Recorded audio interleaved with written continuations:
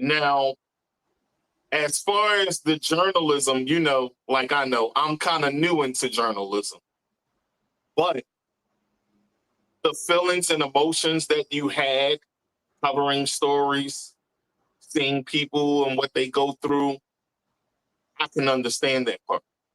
I've had my own little trials and tribulations as well. So going through what I've gone through, it's similar in a way. But when you go through anxiety from hearing other people's stories, right? Hmm. And seeing the things that you've seen, right? What would you say was a bit difficult for you in the moment, like at a moment that when you seen it? Like if you care to chop it up a bit about that. Something that you saw that really hit you so hard. You know, I don't Sure, want to give up the sauce and the article too much, so I'd sure, rather hear it from you. sure. You're talking about a piece I wrote maybe 2 years ago in the LA Progressive. Uh, Black, I can't even remember the title right now, but Black Media: The Trauma Between the Headlines, I think was the title of it.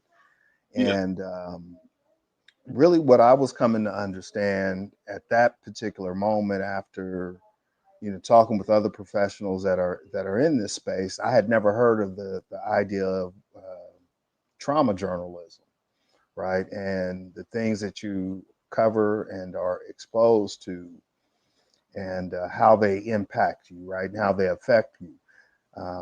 This particular piece was centered, excuse me, a lot around some of the work that Black Lives Matter Works was doing, grassroots, I'm sorry, was yeah, doing with their rapid response, be it in Buffalo a few years back after the terrorist execution of community members in Buffalo, or perhaps it was the response to Akron, Ohio, um, to another police homicide, um, or down in Tampa, Florida, covering a trial that some folks well, the Josephs, Andrew, Indiana yeah. Joseph, Central Indiana. as some of the work that you guys are doing through advocacy and the elimination or seeking to eliminate qualified immunity.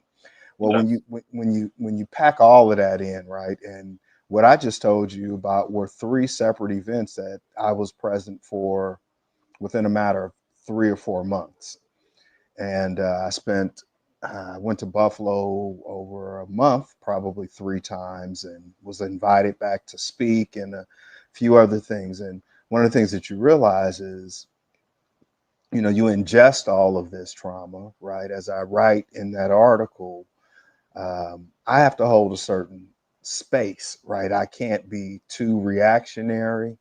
I have to ask people questions that their face is visibly telling me the answer to.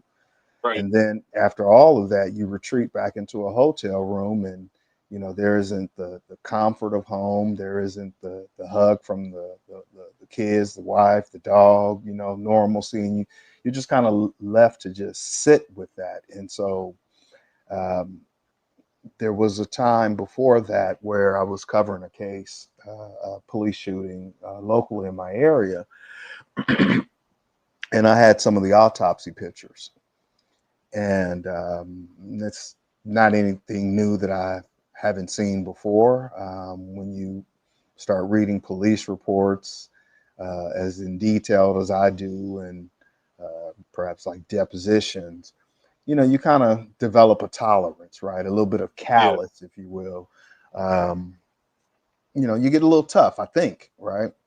And as I was trying to wordsmith this particular piece, which I never could finish, but as I was trying to wordsmith it, I found myself kind of in this space of, am I really getting across what I'm looking at? And I just couldn't find the wording right. I was in my flow. I like, my style is talking in cursive. It's my own conversational art. It's kind of what I do with the pen, keyboard, and a microphone.